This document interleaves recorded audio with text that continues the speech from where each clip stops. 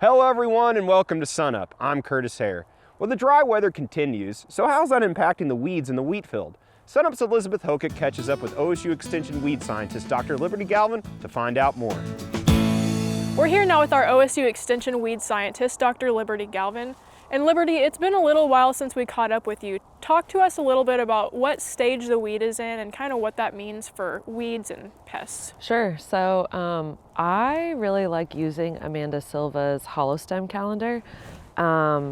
She does a lot of scouting, and that hollow stem is when you're supposed to be pulling your cattle off if you're going to try to harvest a grain crop.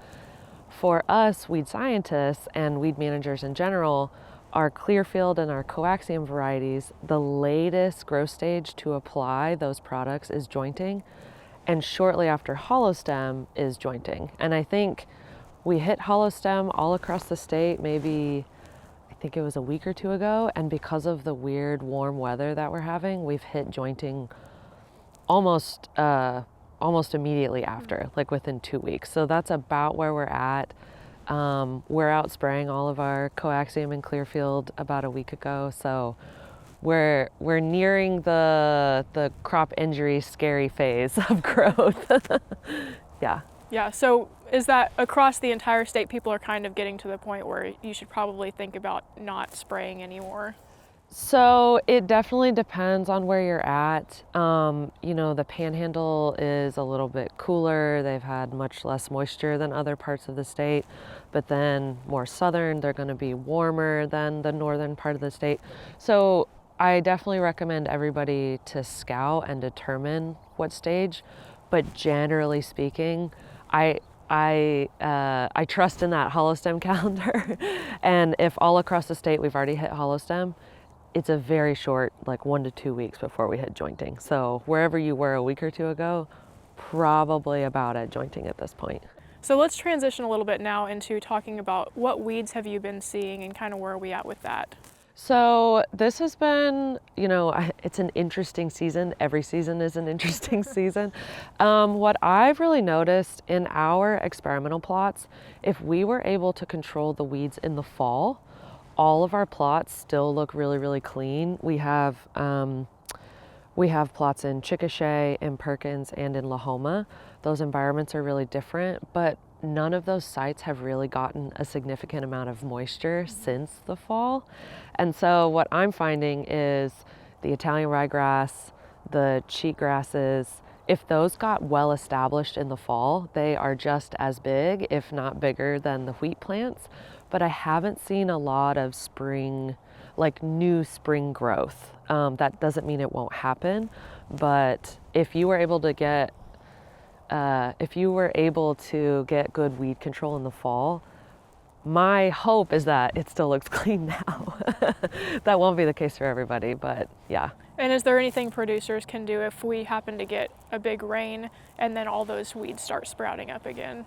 So it really depends on if you're going to double crop or if you're still trying to do a graze out. You may not be applying herbicides. If you're going to plant soybeans later, there's rotation restrictions you need to be careful of. A lot of those Clearfield and coaxium jointing, we're getting very close to that timing. We are going to be spraying Everest in the field. That has a 60-day pre-harvest interval. So there's still a few products that can get used, but I think most of our trait-based technology, those chemistries have kind of passed their due date at this point, and we're now just hoping and praying that we don't get so much rain that we have a new crop of weedy grasses. Yeah. And are there any specific weeds that you've seen popping up or are starting to go away? So the henbit, I get calls about that cute little plant that's also in everybody's front yard that has the little purple flowers. We actually get that pretty badly in wheat. The thing with henbit is that it's actually nearing the end of its life cycle. So in theory, it shouldn't be competing with your wheat crop. But the issue is that when all of that plant material dies and is decaying in the field, that can be a vector for viruses and diseases for wheat. So it's important to, even if you don't do any weed control for that henbit, it's important to just kind of keep an eye on it, because if we end up getting very wet warm weather plus all of that decaying plant material, that's a perfect storm for like the mosaic viruses that happen in wheat. Yeah. And is there at this point any viruses that you're expecting to see? So I haven't seen anything from my pathology colleagues, and that's mostly because we haven't gotten a lot of moisture. And with this little cold spell that we're having, that also isn't very conducive. However, I have been seeing reports of greenbug, and I know Dr. Ashley Ferris just posted a blog. It's on the OSU NPK blog, which is Brian Arnell, but that was just spotted, I think, in south central Oklahoma recently. So those bugs can also be vectors for viruses, right? So if you're gonna go out and scout for your weeds, make sure you're scouting for your green bugs and also your diseases. All right, well, it was good talking to you, Liberty, and thanks for getting us up to speed. Yeah, thanks, Elizabeth. And for a link to the resources that Liberty mentioned, just go to our website, sunup.okstate.edu.